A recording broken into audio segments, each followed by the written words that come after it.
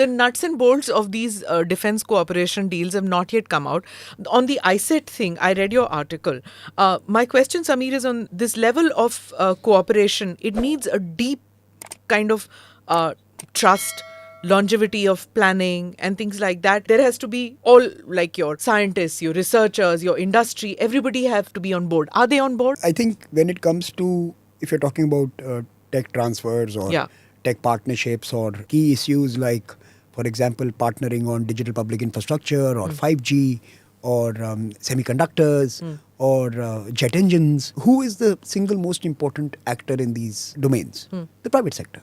So the question here is the American private sector betting on India?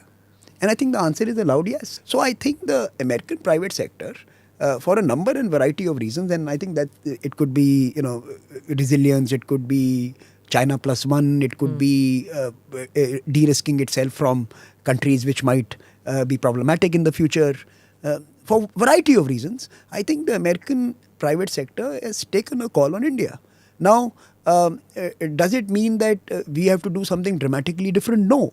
But we need to implement better. And by the way, I think what we did with Apple in recent times may give us some sort of a framework, roadmap, a prototype to see how we can actually create substantial, significant, world-class manufacturing out of India. So I think we have to be nimble and alert. And as India, we need to now, in the next 10 years, keep grabbing opportunities.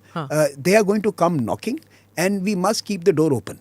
I think our problem is, like the commentariat that is writing about the 20th century, even some of our bureaucracy is living in the 20th century. So the 21st opportunities need to be grabbed by a far more agile bureaucratic class. I think the political leadership is far more aware and in tune with what we could achieve in the days ahead. I think we need more agile institutions and both sides. So one of the major issues will be visas. Indians have this, the backlog goes several years now. Visas should not be seen as a allotment or a distribution of largesse. Visa should be seen as the most strategic bridge between the two countries. It is our people who have built this relationship. Boss, when our politics hated each other, when our geopolitics was different, it was the people in the two countries and the diaspora that kept us connected. We have a human bridge. That human bridge is a strategic bridge. We should see this as the pipeline that is literally the most significant one between our two. This is the energy pipeline. This is the equivalent of the energy pipeline that's flowing between us people. So Visa is not a distribution network. Visa is a strategic highway.